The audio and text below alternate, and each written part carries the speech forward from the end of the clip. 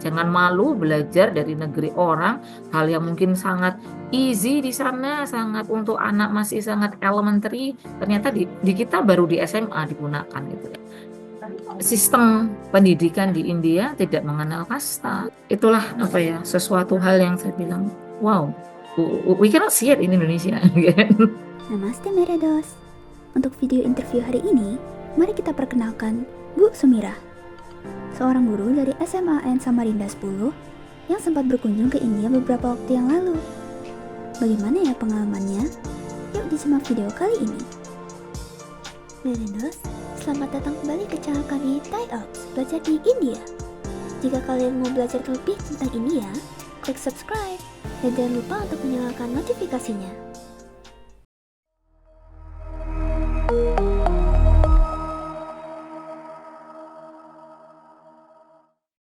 Selamat siang, Assalamualaikum warahmatullahi wabarakatuh. Salam sehat, salam sejahtera bagi kita semua. Perkenalkan, nama saya Bu Sumirah, biasa dipanggil Bu Mira. Saya sebagai guru bahasa Inggris dari SMA Negeri 10 Samarinda. Apa pandangan Anda tentang India sebelum mengunjungi India?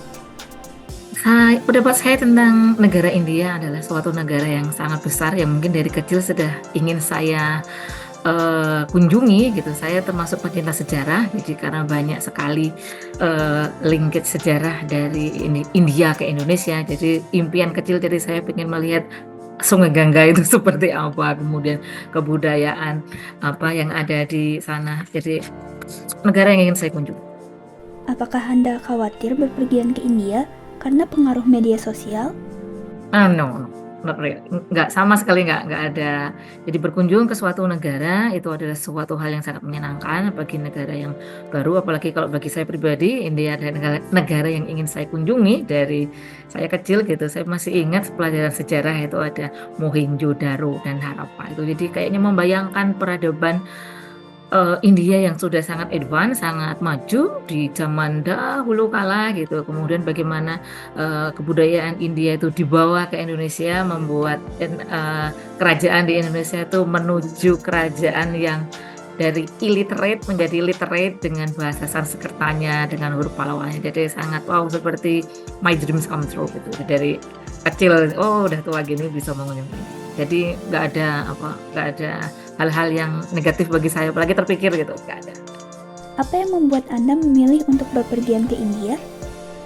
Ya, alhamdulillah mendapat kesempatan untuk berkunjung mengunjungi India karena saya bertugas di SMA 10 dari pihak sekolah mengadakan kegiatan untuk studi tiru ke India, kemudian dari ada kerjasama juga dengan Pak Raffi melalui Thai Ops Internasional, kemudian ada dalam tanda petik itu kayak kesempatan dari beberapa sekolah di India untuk mengundang kami, untuk menerima kami di sana, demikian juga dengan beberapa universitas gitu. Jadi ya, sampailah. Setelah mengunjungi India, apakah pandangan Anda berubah? Kalau berubah, oh ya pasti kan gitu ya. Tapi berubah dalam in a good way gitu ya. Jadi dari impian dulu ketika kecil membayangkan bagaimana itu Taj Mahal, bagaimana kebudayaan, karena saya sangat concern sekali dengan kebudayaan. Jadi melihat bagaimana budaya di sana. Oh ya pasti berubah, tapi berubahnya menjadi lebih bagus lagi, menjadi ibaratnya sekarang mengalaminya langsung. Jadi kalau dulu membaca dari buku-buku ketika saya kecil gitu ya. Kemudian di era 2000-an sudah mulai YouTube, bisa explore lewat YouTube, lewat media gitu. Dan di tahun 24 kemarin mendapat kesempatan untuk pergi mengunjunginya secara langsung ya. Wow. Dapatkah Anda menggambarkan India dengan kata-kata Anda sendiri? Kalau boleh mengutip dari, saya lupa ya, pernah ada tagline itu, Incredible India atau Amazing India gitu. Jadi itu ya, it's true. It's true. Karena saya sangat kagum sekali dengan kebudayaan gitu ya. Jadi dari tempat-tempat yang saya kunjungi gitu betul-betul incredible, mengagumkan gitu ya, kalau saya boleh mengatakan dalam bahasa Indonesia. Apakah menurut Anda India adalah negara yang miskin? Sepersekian penduduk India itu dengan mungkin jadi lebih dari 1/5, 1/4 penduduk India itu adalah penduduk yang wealthy gitu ya. Dan itu kalau kita konversikan ke negara Indonesia itu kan kita di kisaran 1/5, 1/5-nya ya dari jumlah penduduk India gitu. Jadi kalau mau jujur mengatakan itu apa, miskin atau apa, ya tergantung dari sudut pandangnya ya. Tapi kalau saya melihatnya tidak seperti itu sih. Jadi kalau ibaratnya total seluruh penduduk Indonesia itu adalah total jumlah penduduk kaya di Indonesia, di India gitu. Jadi kayaknya sangat susah mengatakan kalau India itu negara miskin. Ya, kalau ada orang miskin ya mungkin di dalam suatu daerah atau di suatu hal tertentu mungkin terlihat kurang. Tapi dimanapun negara itu pasti sama. Di Indonesia pun juga sama. Tapi kalau langsung dengan kata miskin kayaknya enggak ya gitu. Kalau kita lihat termasuk pertumbuhan ekonominya sangat tinggi, jumlah penduduknya memang banyak, tapi mungkin kalau disurvei akan terlihat seberapa, penduduk yang mampu atau nggak mampu. Jadi kayaknya tidak bisa langsung mengatakan kalau India itu negara yang miskin. No. Apakah menurut Anda India negara yang kotor? Kalau karena kemarin saya hanya berada di, di Delhi, kemudian pergi ke Agra, kemudian di sama satunya, makanya tidak bisa mengkonklusi bahwa itu negara yang kotor ya, Mbak, ya. Kalau tempat-tempat yang kotor ya sama juga di Samarinda, di Jakarta, di semua tempat di dunia itu pasti ada tempat-tempat kotornya gitu. Karena kalau kita melihat dari yang ada di sosial media itu kan not reliable gitu ya, itu kan tergantung persepsi orang biasanya mau mengambil angle yang mana gitu. Biasanya memang apa yang not good itu akan menjadi so good bagi para netizen gitu ya. Jadi sesuatu yang nggak bagus itu kalau di berita malah jadi yang bagus gitu menurut mereka, karena itu kan menjadi viral gitu. Tapi kalau saya mengatakan negara yang kotor enggak lah, sama juga mungkin di beberapa tempat ada yang kotor, sama juga di Indonesia juga ada gitu. Jadi kalau kesimpulan saya overall ya enggak lah. Bagaimana pengalaman Anda dalam hal keamanan dan keramah tamahan di India? Ya, untuk keamanan pretty good. Jadi untuk keramah tamahan juga sama, sangat ramah. Jadi saya masih ingat pengalaman kemarin di hotel gitu. Jadi ada salah satu anggota rombongan kami yang sakit gitu ya. Jadi sakit, kemudian kami sangat kesulitan untuk mencarikan obat gitu. Jadi obatnya tidak mahal gitu ya. Obatnya mungkin affordable gitu. Cuma cara mendapatkannya itu tidak semua orang bisa akses untuk membeli obat itu.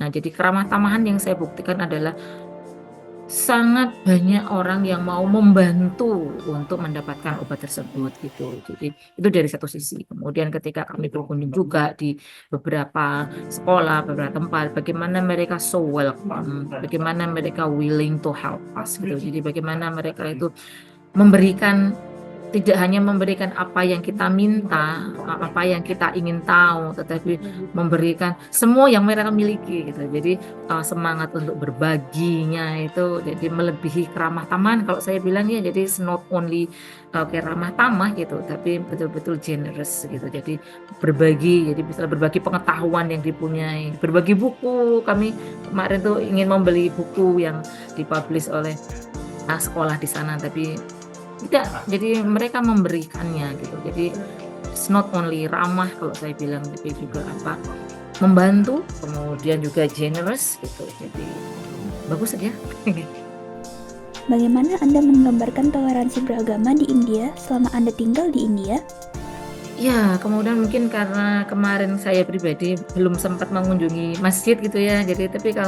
Jadi pengalamannya mungkin kurang sebanyak dari teman-teman yang sudah sampai ke masjid gitu. Tapi dari overall saya melihat bagaimana keberagaman penduduk di sana, umat beragamanya. Saya mengunjungi suatu universitas di sana gitu. Jadi salah satu orang yang mungkin berpengaruh ya di UNIF itu adalah seorang muslim gitu. Jadi beliau mengatakan bahwa tidak ada ibaratnya diskriminasi atau apa. Ya kalau orang nggak suka itu di mana-mana itu saja. Tapi beliau mengatakan bahwa semua warga negara itu mendapatkan hak dan kewajiban yang sama. Orang dilihat bukan dari agamanya, tetapi dilihat bagaimana mereka bisa perform, mereka bisa melakukan tugas dengan baik seperti itu. Jadi sepertinya pandangan itu tadi, orang kalau hanya melihat dari satu sisi, kemudian hanya kecenderungannya saya hanya ingin mendengar atau mencari bahan cerita yang sesuai yang ingin saya mauin saja gitu. Nah, itu pasti akan mengatakan toleransi beragama di India mungkin kurang bagus. Tapi kalau saya pribadi yang melihatnya bagaimana para penduduk Muslim yang banyak di tengah-tengah penduduk yang beragama Hindu yang banyak, sepertinya mereka tidak mendapatkan hal yang tidak mendapatkan perlakuan yang diskriminatif. Ya kalau misalnya mungkin ada itu mungkin oknum dan saya kira tidak reliable, tidak bisa tidak bisa terus digeneralisir, disamakan. Apakah Anda memperhatikan adanya sistem kasta yang memengaruhi interaksi sosial selama Anda di India? Kayaknya enggak ya. Dari kemarin saya bersama Pak Raffi diajakin ke pasar. Oh, ada pasar yang sangat besar di sana gitu dan gitu. Jadi sangat saya sangat beragam gitu ya, tapi sangat besar gitu. Penjual sama dengan di Indonesia gitu. Jadi kayaknya siapapun yang punya punya ability untuk mengembangkan suatu bisnis ya, siapapun dia ya bisa kan gitu. Tidak tertentu dari kasta yang tertinggi. Siapapun mereka. Kasta itu memang ada di agama Hindu, tapi kayaknya mungkin karena sudah modern kali ya. Jadi kemarin saya tidak melihat adanya suatu pemisahan kasta di sekolah yang saya temui, di univ yang saya temui, ataupun ibaratnya di pasar kan gitu ya. Jadi pasar itu kan sangat umum, jadi ya natural aja kayak gitu. Jadi dengan hiruk pikuknya orang berdagang dengan kayaknya tidak ada sih yang perbedaan kasta yang saya perhatikan ya. Berhubungan dengan kasta yang selama ini banyak orang Indonesia cermati bahwa di India itu adalah negara yang menerapkan sistem kasta gitu ya. Jadi ada kasta Brahmana gitu ya, kasta ibaratnya kasta nomor 1, nomor 2, nomor 3 sampai kasta yang terakhir, di mana kalau kasta yang terakhir itu tidak mendapatkan kesempatan untuk memperoleh pendidikan yang bagus atau memperoleh kesempatan untuk berkembang gitu. Dan itu sepertinya kok tidak dijumpai ya di sana gitu. Jadi ketika tadi saya menyebutkan di sekolah saya tidak melihatnya, even di pasar gitu ya tidak melihatnya. Kemudian penulis konstitusi, kalau mungkin di bahasa Indonesia penulis undang-undang dasar ya, itu juga bukan dari kasta yang paling tinggi di sana, bahkan berasal dari kasta yang bawah gitu. Nah, itu membuktikan bahwa semua orang mempunyai opportunity. Tidak berdasarkan kasta mereka, tidak berasal dari siapa yang melahirkan mereka dari kasta apa, tetapi dari apa yang bisa mereka lakukan. Sistem pendidikan di India tidak mengenal kasta. Strata sosial di Indonesia itu ada, di India ada, di Eropa juga ada. Tetapi kita jangan melihat itu untuk membelenggu pola pikir kita, tapi itu suatu fenomena sosial dimanapun itu ada. Tetapi ketika orang berada di suatu negara, konstitusinya itu membuat semua orang itu mendapatkan opportunity yang sangat bagus, bahkan itu yang membuat itu orang dari kasta tertentu. Jadi kayaknya tidak ada kok saya tidak menemukan hubungannya ya antara kasta dengan sistem yang ada di India. Intinya kok jadi gitu, karena itu tadi membuat konstitusinya juga orang bawah. Kan nggak mungkin ya kalau orang dari kasta bawah yang orang Indonesia pikir mereka itu tidak bisa melakukan apa-apa, tapi kok malah menciptakan konstitusi bagi negara India. Jadi apakah Anda merasa senang dan nyaman berpergian ke India? sepertinya kalau mungkin ada kesempatan, ada umur, ada rezeki, traveling ke India. Mas saya berencana mungkin kalau ada rezeki bisa ngajak keluarga kali ya. Kan anak saya, suami saya enaknya pergi sendiri kan gitu. Jadi kayaknya kalau bisa ngajak keluarga lagi ya mungkin harus nabung dulu kan gitu. Jadi nggak bisa juga kita. Tapi ketika melihat jadi anak saya itu sangat tertarik ketika saya video call melihat keajaiban Taj Mahal, kemudian di beberapa tempat wisata lainnya itu, wow, kayaknya mama ini keenakan sendiri ya, kapan ajak anak mama kan gitu. Jadi gitu, mama harus rajin-rajin nabung dulu. Jadi kesimpulannya, mau aja kan gitu, pengen kesana. Apakah Anda telah mengunjungi beberapa kota di India? Kota mana yang menurut Anda paling menarik? kemarin dari Delhi, kemudian ke Agra, lalu ke Jaipur gitu. Yang paling menarik memang karena saya sangat suka dengan sejarah, dengan budaya gitu. Jadi mengunjungi Taj Mahal itu adalah suatu hal yang wow sangat luar biasa gitu. Kemudian saya juga saya masih saya sangat tertarik dengan the story behind gitu ya. Jadi ketika cerita di balik pembangunan Taj Mahal. Taj Mahal itu kan membangun suatu mausoleum itu untuk mengenang istrinya yang meninggal ya Shah Jahan gitu ya, Mumtaz meninggal, kemudian Shah Jahan karena masih sangat admire dengan beliaunya, jadi dibangunkanlah suatu mausoleum. Kalau yang di Delhi itu saya lupa namanya. Jadi itu cerita di baliknya itu opposite gitu ya. Jadi bagaimana kejadiannya ketika sang raja itu meninggal, kemudian permaisurinya itu grieving banget gitu. Jadi beliau membangunkan suatu mausoleum juga bagi makam gitu ya. Jadi sangat jadi apa yang saya pelajari dari situ bahwa budaya itu sangatlah universal, cinta itu sangat universal. Jadi ketika orang itu sangat mencintai pasangannya, di sini saya perhatikan bahwa semua aspek kehidupan manusia akan ada di situ. Dari budayanya, dari bahasanya, dari arsitekturnya, bagaimana pada zaman waktu itu membangun suatu makam yang sangat luas, yang sangat megah. Jadi itulah sesuatu hal yang saya bilang, wow, we cannot see it in Indonesia. Jadi sangat. Bagaimana pandangan Anda tentang biaya hidup di India, termasuk makanan, layanan kesehatan, dan kebutuhan pokok lainnya? Ya, sangat affordable gitu ya. Jadi kalau saya perbandingkan dengan di Indonesia, sama aja gitu. Jadi nggak terlalu mahal mungkin kalau misalnya orang Indonesia berpergian ke Singapura aja yang terdekat dengan Indonesia. Jadi sangat affordable gitu. Jadi diajak Pak Raffi kemarin itu ke suatu swalayan membeli coklat gitu. Jadi kami para rombongan ini belanja di sana sepertinya kalap, bahkan tak pikir saya sebagai ibu-ibu yang kalap beli jajanan, ternyata teman saya yang bapak-bapak lebih banyak dari saya belanjanya gitu. Jadi suatu hal yang mungkin nggak pernah kami lakukan di Indonesia gitu. Jadi ketika belanja di sana, karena very affordable bagi orang Indonesia ya, dengan standar orang Indonesia itu sangat-sangat affordable.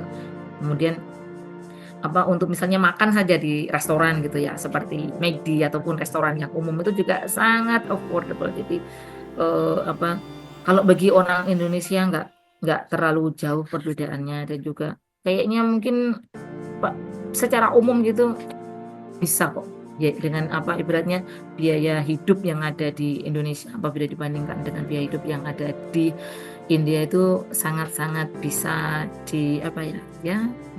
make sense, tidak terlalu mahal. Orang bisa mungkin ibaratnya bila berkunjung di sana dengan budget back travel seperti itu bisa. Okay.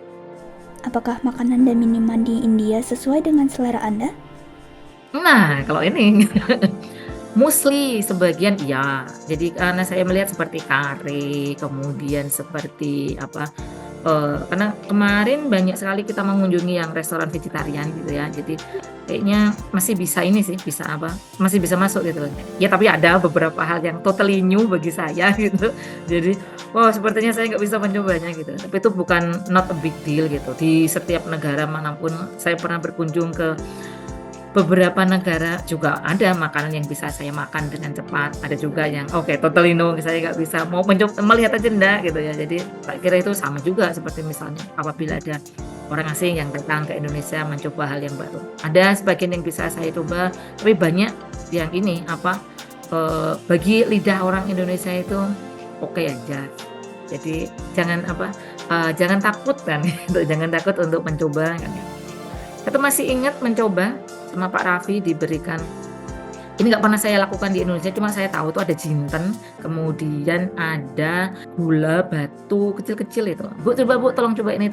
Saya coba, saya nggak pernah mencoba itu di Indonesia, walaupun saya tahu saya mama-mama yang biasa masak pakai jinten gitu ya, tapi nggak pernah mencoba antara jinten dengan gula batu gitu. Jadi ketika saya makan, wow, bisa kok, enak kok gitu. Jadi sedep-sedep gitu ya gitu. Tapi ada makanan yang saya kemarin disuruh coba sama Pak Raffi, satu bawang merah gitu, bawang merah dikasih apa gitu ya. Aduh, kan nggak berani coba sama sekali, karena memang saya nggak bisa makan bawang merah kan gitu. Jadi bawang merah mentah itu, nah itu nggak bisa gitu. Tapi overall, ada makanan apa yang di hotel sediakan, kemudian di, restoran atau di tempat-tempat yang kita kunjungi itu disediakan, pasti kita icip-icip dan rasanya masih, apa ya, masih bisa dinikmati oleh lidah-lidah orang Indonesia, seperti itu. Apakah mudah menemukan makanan halal di India? Karena di Delhi kemarin banyak sekali makanannya mostly vegetarian, itu pasti halal semua gitu loh. Kita tidak kesulitan mencari KFC, mendapatkan lauk ayam itu totally sangat mudah gitu ya. Jadi sangat halal gitu ya. Jadi nggak khawatir gitu. Mungkin kalau sebagian orang Indonesia yang suka makan daging sapi atau yang berturunannya dengan sapi mungkin akan merindukan gitu ya. Tetapi kalau saya perhatikan mostly semuanya sih halal ya, karena tidak ada daging babi di sana gitu. Mungkin nggak ada yang pelihara babi di sana atau tidak mengimpor daging babi. Beda dengan di Indonesia, walaupun kita muslim, negara muslim. Nggak mau nggak mau saya lanjutkan nanti. Itu pendapat saya aja. Oke. Maksudnya di sini masih banyak babi, daging babi. Apakah mudah untuk menjalankan ibadah atau menemukan masjid selama di India? Kalau untuk mencari beribadah di masjid kemarin kan saya ndak nemu ya, tapi teman-teman saya pada ke masjid kan begitu. Jadi kemarin saya sholatnya ya di tempat yang ada di situ gitu dan tidak ada ganggu gitu. Saya masih ingat itu sore-sore mungkin sudah lebih dari jam maghrib atau sorry mungkin lebih di atas lebih dari setelah asar gitu ya. Jadi kami berada di perjalanan di tol kemudian di restoran. Otomatis kan nggak ada masjid ya di sana ya, jadi mau sholat itu kan bingung gitu. Nah itu ya Mi, ada pojok deket halaman luar itu, deket toilet halaman luar tuh ada tempat gitu. Jadi pada sholat di situ. Gitu. Nah itu mungkin sholat maghrib kali ya, anggaplah begitu, atau sholat asar lah itu. Jadi kayaknya saya asar tak jamak dengan duhur gitu, duhur jamak dengan asar gitu. Kemudian karena kami masih stay di situ, akhirnya kami lanjut lagi. Ini sholat aja sekalian. Saya sholat maghrib sama isya. Tak jamak kan gitu. Jadi mau balik lagi seperti situ, dibilangin no, jangan sholat di situ kan gitu. Jadi masuk aja gitu. Jadi ada ruangan di sampingnya itu, ruangannya ya lumayan lah bisa kita gunakan. Jadi maksud saya adalah mengatakan bahwa oke, dia tidak ada masjid di situ untuk saya sholat. Jadi, ketika saya sholat di tempat yang seadanya, di situ tidak mengganggu orang, tidak apa-apa. Tapi ketika ada ruangan itu yang kosong, orang sudah tidak menggunakan lagi, kami disuruhnya ke situ gitu. Jadi mereka ibaratnya tahu ini orang mau beribadah gitu. Jadi kalau tadi karena ini ruangan yang besar ini tadi itu masih banyak orang. Jadi mungkin mau mempersilahkan di situ kan nggak bisa ya. Nah, jadi ketika menjamak sholat zuhur dan asar di luar, kemudian ketika maghrib dan isya itu saya mau di luar lagi, ini malah disarankan ke dalam aja Ibu kan gitu. Wow, jadi kayaknya. Apa pengalaman perjalanan Anda yang paling tak terlupakan di India? Dingin. Mungkin karena winter ya, jadi sangat dingin gitu. Jadi saya masih ingat dari Delhi mau ke Agra itu dalam perjalanan di bis itu mungkin sekitar setengah jam lebih atau mungkin mau sejam itu di masjid. Jadi kita berhenti sebentar, mungkin kan ada yang mau pipis sampai itu, jadi ke restoran kan. Waduh itu sangat dingin sekali gitu. Jadi saya berasal dari daerah pegunungan di Indonesia, di Magelang. Jadi tempatnya itu di lereng Gunung Merapi gitu. Itu dingin, Mbak. Dingin. Cuma kemarin karena winter di India, rasanya it's much more dingin sekali. Jadi itu pengalaman yang mungkin saya harus membawa lebih banyak pakaian jaket kah atau double gitu pakaiannya apabila mengunjungi India di winter seperti itu. Tapi kayaknya mostly untuk untuk traveling gitu nyaman aja kok. Jadi ketika saya merasakan udah sunshine, jadi sudah ada sinar matahari itu, jadi udah hangat seperti itu. Jadi itu pengalaman yang nggak terlupakan gitu ya.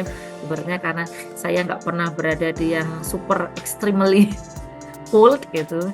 Jadi ketika di tempat dengan dinginnya cuaca itu, waduh membuat saya sangat-sangat dingin. Tapi overall itu merupakan suatu hal yang wow, tough ya gitu ya. Jadi belahan dunia ini ibaratnya belum dekat dengan kutub gitu ya. Karena ada teman saya yang sudah sampai ke Rusia gitu, lebih dingin lagi daripada India gitu. Jadi itu sangat pengalaman yang tak terlupakan gitu. Apakah Anda merasa ada kesamaan budaya antara Indonesia dan India? Absolutely. Jadi ketika saya sampaikan tadi ya di depan gitu, jadi bagaimana kalau saya bilang peradaban India itu mewarnai peradaban kami di Indonesia gitu ya. Dari penyebaran agama Buddha, agama Hindu yang pertama, kemudian Buddha, kemudian bagaimana dulu kalau saya membaca sejarah itu para pendeta-pendeta dari kerajaan-kerajaan Hindu Buddha di Indonesia itu belajar ke universitas kalau saya bilang Nalanda masih. Nah itu ibaratnya di tahun di bawah tahun 1000 itu ibaratnya India sudah mempunyai suatu universitas yang menjadi jujukan gitu ya bagi para scholar Indonesia, kerajaan-kerajaan di Indonesia dulu. Jadi budayanya itu sangat-sangat mewarnai kita di Indonesia kalau saya bilang seperti itu. Apakah Anda mengunjungi lembaga pendidikan selama kunjungan Anda? Ya. Memang karena tujuan pertama kami pergi ke India itu adalah untuk melakukan hubungan pendidikan gitu ya. Jadi bekerja sama dengan sekolah, bekerja sama dengan universitas untuk kelanjutan studi bagi siswa-siswi kami gitu. Kami mengunjungi ada sekolah. Hari pertama kami mengunjungi Mon Abu Public School gitu. Jadi sekolah terpadu kalau saya bilang karena mereka tuh dari SD, SMP, SMA seperti itu atau mungkin dari TK kali lupa kemarin. Kemudian kami mengunjungi juga ada Universitas Bennett, kemudian ada Sharda, kemudian ada Manaf Rahna. Di mana Manaf Rahna ini ada SMA-nya, ada ada univnya juga gitu. Jadi ya sangat memang itu yang kami inginkan gitu ya. Bahkan sampai sekarang barusan saja hari Rabu kemarin itu kami mengadakan Zoom meeting dengan pihak dari Mon Abu, gitu, bagaimana kami berkolaborasi untuk kegiatan kurikulum kami gitu. Jadi kami belajar lebih banyak lagi tentang IT, jadi tentang ilmu informatika dan teknologi. Jadi buku-buku. Jadi ketika kami di sana, saya tadi sudah menyampaikan bahwa kami itu diberi buku-buku seperti itu ya. Jadi buku-buku itu dipelajari oleh guru-guru kami, kemudian dicoba nih manakah yang bisa kita terapkan gitu ya.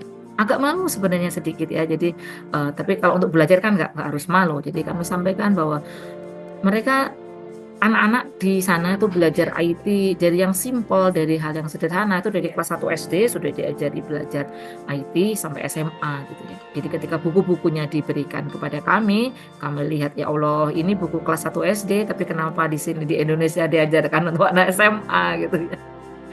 Jadi wow, sangat bagus pendidikan di sana. Jadi dengan mengunjungi sekolah, mengunjungi universitas itu banyak membuka kebaikan-kebaikan bagi kami para guru, bagaimana untuk bisa berkolaborasi dalam mengajar, bagaimana untuk bisa memberikan materi, jangan malu belajar dari negeri orang, hal yang mungkin sangat easy di sana, sangat untuk anak masih sangat elementary, ternyata di kita baru di SMA digunakan gitu. Hal yang anak SMA di sana pelajari, di sini di universitas gitu ya. Jadi pengalaman mengunjungi sekolah dan universitas itu sangat-sangat. Bagaimana pengalaman Anda di kampus?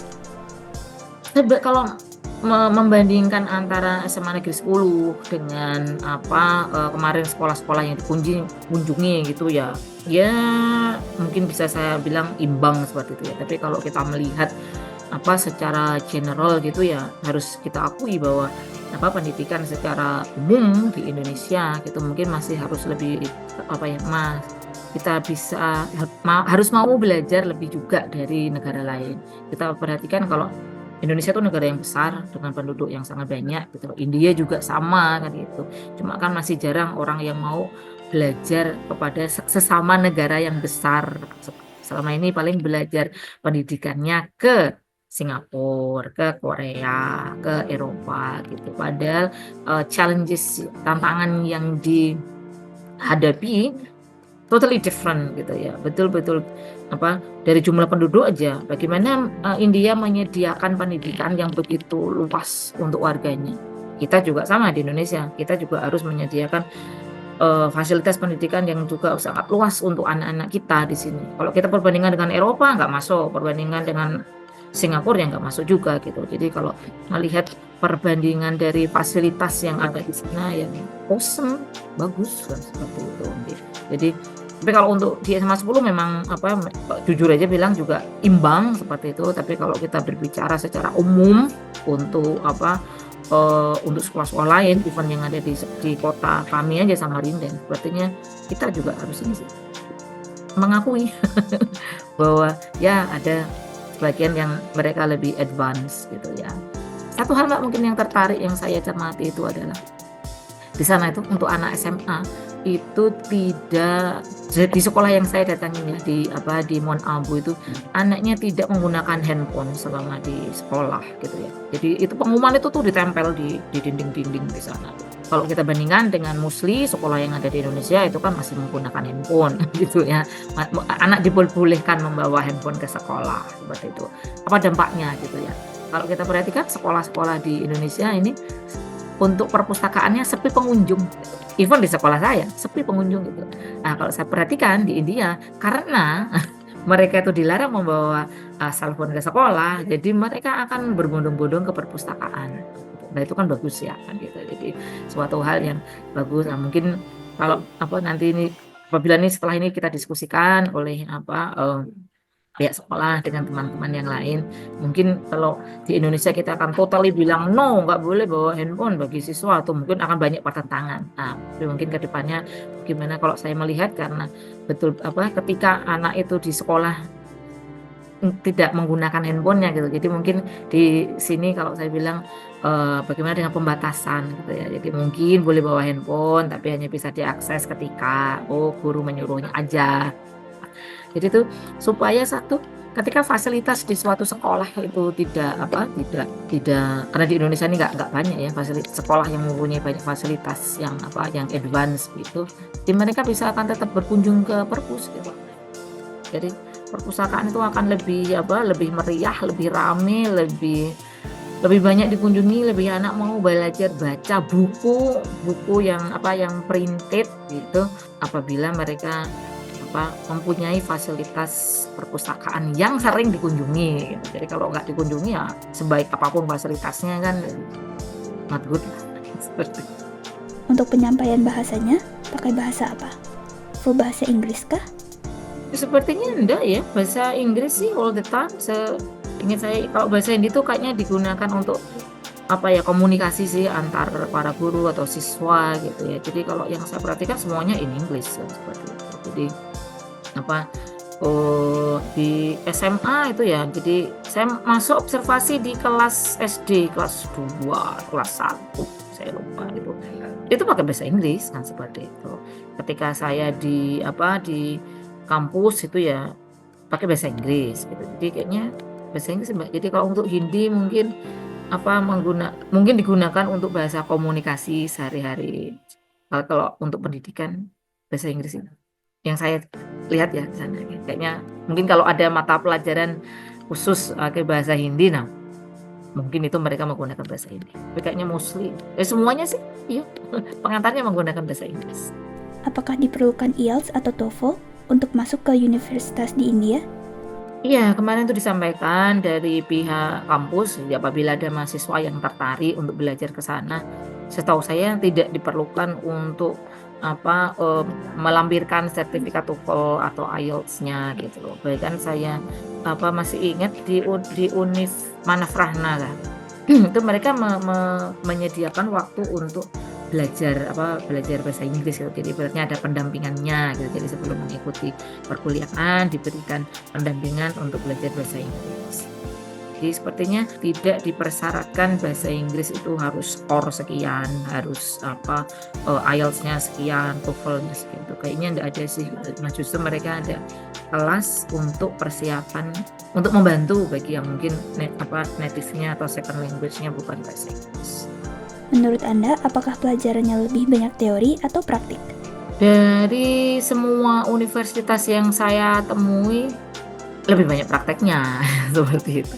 Jadi magang apa, jadi atau satu hal yang saya ingat itu di Benedkah gitu. Jadi banyak lulusannya tuh banyak sudah di-booking gitu ya, gitu. Jadi itu kan itu hal jadi maksudnya sudah apa, perusahaan-perusahaan tuh sudah mencari apa, mahasiswa-mahasiswa yang potensial, yang ibaratnya oke untuk bekerja di perusahaan-perusahaan mereka, gitu. Itu kan ibaratnya apa ya, menjadi penyemangat gitu ya, sudah apa, masih mahasiswa tetapi sudah apa, di-hire atau mungkin nanti lulus ini sudah di-hire oleh pihak apa, pihak perusahaan.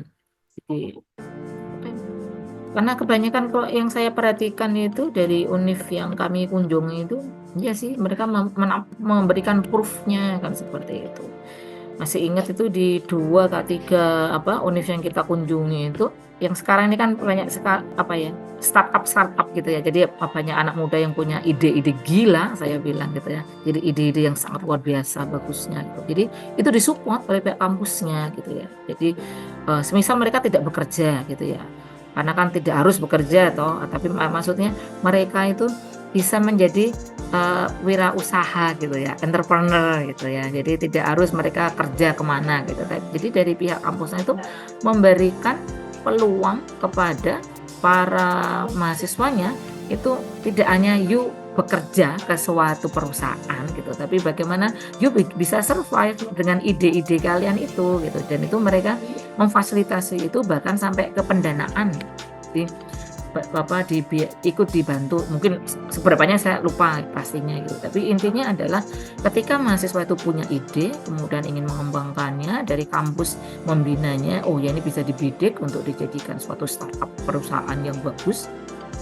Nah itu sebenarnya bagusnya di situ, jadi tidak harus apa, mencetak orang untuk bekerja mencari perusahaan yang hire mereka, tetapi univ ini memberikan kesempatan kepada para entrepreneur muda untuk mengungkapkan ide-idenya, dan mereka tuh backup gitu loh, dan backupnya tuh tidak hanya di ide-idenya atau secara teori, tapi bahkan sampai pendanaan, kemudian pendampingannya, mungkin membukakan akses jalan kemana ke usaha. Nah itu kan yang malah lebih bagus ya kalau saya perhatikan apa, sekarang ini kan orang cenderung saya tidak mau bekerja, maksudnya tidak mau bekerja ke suatu perusahaan gitu, tapi saya mau menjadi wirausaha, saya mau menjadi entrepreneur. Nah itu yang saya lihat trennya sekarang kan gitu. Jadi anak-anak muda itu kan senang sekali dengan ide-idenya, saya punya ide ini mau dikembangkan seperti apa. Nah itu yang saya lihat di univ di India seperti itu, dan itu sangat wow. Gus. Biaya kuliah di India apakah mahal? Ya, dari yang kemarin disampaikan tuh really affordable. Kalau kita lihat, kalau bilang mahal, enggak ya. Kemarin perbandingannya aja yang sangat mencolok itu untuk kedokteran gitu ya. Jadi ditanyakan oleh kepala sekolah kami berapa biaya untuk kuliah kedokteran di India gitu ya. Ketika ditanya itu kami, aduh, jadi kalau di Indonesia orang mau apa, mau kuliah kedokteran biasanya itu masuk awal itu kan sekian ratus juta gitu ya. Nanti belum per semesternya, belum nanti untuk biaya macam-macamnya gitu ya. Ketika kemarin disampaikan di sana biayanya 300 jutaan itu untuk selama pendidikannya gitu. Tahu, sangat-sangat. Mungkin kalau saya masih muda, pengen kuliah jadi dokter itu mau aja kali ya. Apakah ada mahasiswa internasional di sana dan dari negara mana saja? Ya, kemarin ketika di Manafrahna itu kami ibaratnya disambut, jadi didampingi oleh beberapa mahasiswa internasional, ada yang dari Madagaskar kalau nggak salah, ada yang dari Myanmar, ada yang dari Bangladesh, ada dari beberapa negara Afrika seperti itu. Jadi mereka banyak belajar di situ. Jadi intinya memberikan peluang kepada apa, semua apa ya semua orang dari negara manapun untuk belajar di sana. Apa pengalaman paling tak terlupakan Anda selama di institusi India atau sistem pendidikan India? Sistem pendidikan di India. Satu, karena saya ini guru bahasa Inggris gitu ya, gitu. Yang saya sangat senangi adalah kalau selama ini anak-anak murid-murid kami atau kebanyakan apa lulusan SMA yang ingin belajar ke India, ingin belajar ke luar negeri, itu momok terbesarnya adalah TOEFL atau IELTS gitu ya. Jadi ini sangat saya senangi gitu. Jadi mungkin bisa rekomen kepada para murid bahwa satu, saya menyampaikan kepada murid-murid saya, jadi ketika mereka ingin melanjutkan sekolah ke negara-negara yang berbahasa Inggris, pengantarnya bahasa Inggris, pasti TOEFL, IELTS itu number one gitu ya. Ketika ke India, pengantarnya bahasa Inggris, even di komunikasi setiap hari juga mereka menggunakan bahasa Inggris, tapi tidak ada ini tadi, tidak diperlukan skor TOEFL tertentu atau skor IELTS tertentu untuk mengikuti pendidikan di sana. Jadi sepertinya seharusnya akan lebih banyak lagi para mahasiswa dari Indonesia yang akan melanjutkan perkuliahan di sana. Apakah Anda merekomendasikan India sebagai tujuan bagi mahasiswa dan orang tua? Oh ya sudah kan gitu ya, karena saya guru gitu. Jadi ya sudah, jadi begitu kembali dari India kemudian masuk sekolah lagi, nah langsung kan gitu. Jadi murid-murid saya kan pada kepo itu, pada tanya, Miss kemarin di India ngapain kan gitu ya. Oh kamu mau ke sana juga kan? Nah, gitu. Nah cerita jadi bagaimana murid-murid, oh nggak ada TOEFL ya Miss ya, nggak ada IELTS ya Miss ya, seperti itu. Jadi mereka mungkin masih bingung, mereka mungkin masih, iya kah kan gitu ya kalau pada sini. Jadi tidak percaya gitu ya, karena kalau selama ini ingin melanjutkan kuliah itu pasti yang ditanyakan IELTS, yang ditanyakan TOEFL seperti itu. Dan murid-murid saya mungkin masih terkaget-kaget aja. Kemudian saya masih ingat, lupa juga cuma pastinya. Jadi kayaknya tidak ada membuat tugas akhirnya itu jadi mereka membuat tugas akhir, tetapi tidak, kayaknya tuh sense-nya itu tidak seperti ketika mahasiswa di Indonesia itu mengerjakan tugas akhirnya sebetulnya. Jadi teman masih ingat, saya ada pemandunya dari mahasiswa Indonesia yang ada di sana gitu ya. Jadi tugas akhir yang dilakukan itu melibatkan ibaratnya pengujinya itu dari luar univnya, kemudian pokoknya diuji oleh mungkin 5 berapa orang gitu ya. Tetapi satu yang saya cermati, no scary event, no scary thing, tidak ada pengalaman jelek yang dia sampaikan bagaimana mahasiswa di sana mengerjakan tugas akhir itu bukan suatu hal yang ditakuti gitu loh. Jadi mereka kayaknya ya itu hal yang umum. Padahal kalau misalnya kita bayangkan kalau di Indonesia, misalnya dari Universitas A, nanti pengujinya berasal dari Universitas B, C, D, itu sudah panik duluan gitu loh. Tapi dari mahasiswa tersebut saya tidak merasakan suatu sense yang yang kepanikan, itu nggak ada gitu. Jadi ya itu hal yang biasa aja. Nah ini kan berarti suatu hal yang tidak semua orang tahu, dan karena di sini itu suatu ketakutan apabila mahasiswa sudah mengerjakan tugas akhir gitu. Apa kata penutup atau komentar terakhir kepada mahasiswa yang mempertimbangkan untuk belajar di India? Sebelum belajar dimanapun, tidak hanya di India ya, selalu bisa mencari tahu bagaimana, di mana, jadi persyaratannya apa, seberapa banyak informasi yang harus didapatkan. Nah, especially untuk ke India gitu ya. Kalau mahasiswa tuh masih bingung, masih itu hal yang wajar gitu, tapi jangan sampai kebingungan itu menyesatkan kita kan gitu ya. Jadi justru kalau dari kebingungan itu bisa membuat kita akan lebih banyak mencari tahu gitu ya. Nah, jadi pesan saya bagi para mahasiswa yang ingin melanjutkan kuliahnya di India, lanjut aja kan seperti itu. Satu, misalnya kita membandingkan tadi ya, saya sampaikan tidak ada skor TOEFL atau IELTS yang diperlukan. Kemudian dari segi biaya affordable, kemudian dari segi budaya not totally different. Jadi mirip-mirip kok budaya Indonesia dengan ini. Kemudian dari sistem pendidikannya gitu ya. Kalau di Indonesia begitu semester akhir, begitu sudah mau wisuda harus menyelesaikan pas skripsinya, itu sudah nightmare kan begitu ya. Itu kalau di sana itu tadi biasa aja gitu loh. Itu padahal mahasiswa Indonesia yang kuliah di sana gitu ya. Jadi bukan dari yang diceritakan dosen ke kami, itu bukan gitu. Jadi kayaknya nggak ada ini sih, tidak scary gitu loh. Jadi sense-nya itu yang harus banyak-banyak disampaikan ke murid, ke mahasiswa. Jadi ayo belajar dengan dengan atmosfer yang baru gitu. why not go to India gitu. Coba belajar di sana.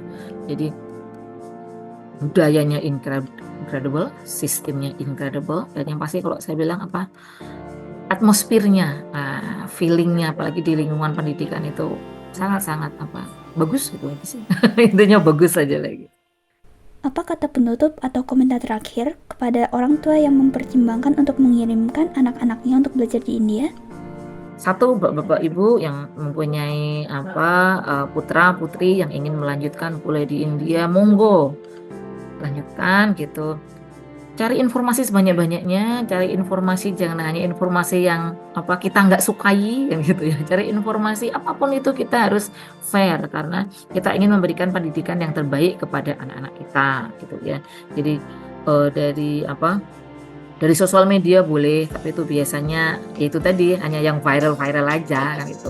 Hal-hal yang bagus tentang India itu kan biasanya jangan diviralkan gitu ya. Nah, itu yang seharusnya orang tua harus cari tahu.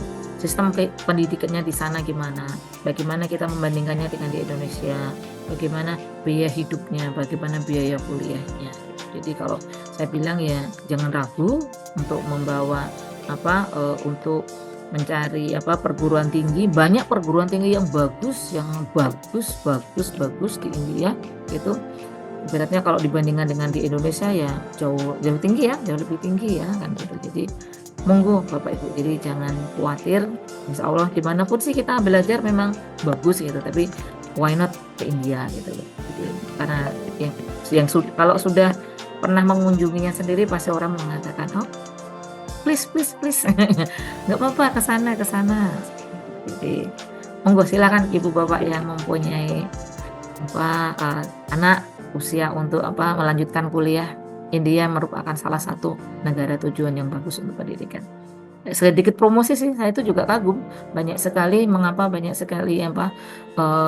top CEO di dunia ini kan berasal dari India. Itu bukan mereka yang naturalisasi orang India atau misalnya jadi mereka kebanyakan para orang-orang hebat dari India itu mereka tuh dari kecil sampai besarnya memang di India gitu loh. Jadi mereka merasakan sistem pendidikan di sana, baru nanti mereka mencari pekerjaannya ke luar negeri gitu, dan itu diterima gitu loh ya, oleh penduduk dunia itu diterima, mau di Eropa kah, di Amerika kah, di Kanada gitu. Jadi maksud saya adalah dasar suatu pendidikan, fundamental suatu pendidikan tuh nggak bisa kita sepelekan. Jadi ketika suatu negara mempunyai sistem yang bagus, kemudian outcome-nya itu yang diambil oleh orang-orang yang atau perusahaan atau negara di negara yang jauh yang lebih advance itu kayaknya jarang ya. Jadi hebat, salut ya untuk sistem pendidikan di India gitu. Jadi bagaimana mereka menanamkan, saya kurang tahu karena tidak terlibat langsung di dalam pendidikannya ya di sana gitu. Tapi satu hal yang saya kemarin sempat ngobrol dengan namanya Mas Akhyar gitu. Jadi mahasiswa Indonesia yang kuliah di sana. Jadi saya tanya gitu. Membandingkannya saya begini. Kalau mahasiswa Indonesia yang sudah kuliah di luar negeri, Mas mau balik kah? Enggak gitu. Jadi pasti ingin kerja di mana. Nah, kalau yang ini Mas Akhyar ini dia kuliah di India, Mas nanti balik kah ke Indonesia? Iya, saya harus balik ke Indonesia, bangun Indonesia gitu. Jadi itu tadi filosofi gitu ya, mungkin itu yang ditanamkan kepada para mahasiswa ketika kita orang asing yang belajar di sana, sepinter apapun kita akan balik ke negaranya. Kalau di India sepinter apapun mereka ekspor ini para CEO hebat dunia itu. Jadi intinya sistem pendidikan yang bagus sudah ada di sana. Kita harus belajar juga. Singkatnya, kita sering melihat beragam pandangan tentang India di media sosial. Apa yang ingin Anda komentari berdasarkan pengalaman perjalanan Anda? Kalau di sosial media itu kalau saya bilang tidak bisa dijadikan patokan dan juga jangan dijadikan referensi gitu ya gitu. Jadi kalau berdasarkan dari pengalaman yang saya saya alami di sana, so far so good gitu ya, jadi so pasti good ya, gitu. Jadi jangan terlalu menambatkan opini kita, pendapat kita kepada apa yang ada di sosial media. Ya namanya sosial gitu ya, jadi berbagi-bagi hal yang sosial gitu ya. Kita mungkin kalau pengen ke academic life ya harus mencari lebih banyak informasi tentang univ, tentang sekolah yang ada di sana. Jadi sosial media ya kalau hanya untuk hiburan, tapi jangan terlalu mengandalkan informasi hanya dari India. Karena terkadang itu tadi saya sampaikan tadi, hal yang not good bagi bagian orang itu adalah good bagi para pembuat konten kreator ini ya karena mereka kan dapat money, dapat rupiah dari situ gitu. Jadi ya memang tujuannya kan different. Tujuan untuk memviralkan itu mereka biar mendapatkan uang dari konten-konten yang dibuat, dan orang akan cenderung lebih senang ngeklik hal-hal yang mungkin kurang bagus, tapi kalau hal-hal yang mungkin misalnya pendidikan kok bagus, nggak diviralkan seperti itu. Nah itu yang ya not balance lah, tapi ya itulah hidup gitu. Jadi makanya kita harus bijak. Jadi pada orang tua monggo lebih bijak lagi mencari lebih banyak informasi tentang India, tidak hanya dari yang ada di media sosial, tapi ya lebih banyak ke media-media resmi, kemudian ke website yang resmi gitu. Bertanya kepada orang yang pernah ke sana. Jadi itu akan memberikan lebih banyak pendapat yang bagus tentang hal yang akan terjadi. Terima kasih sudah menonton sampai akhir.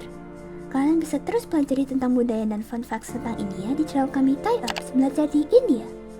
Jadi jangan lupa subscribe.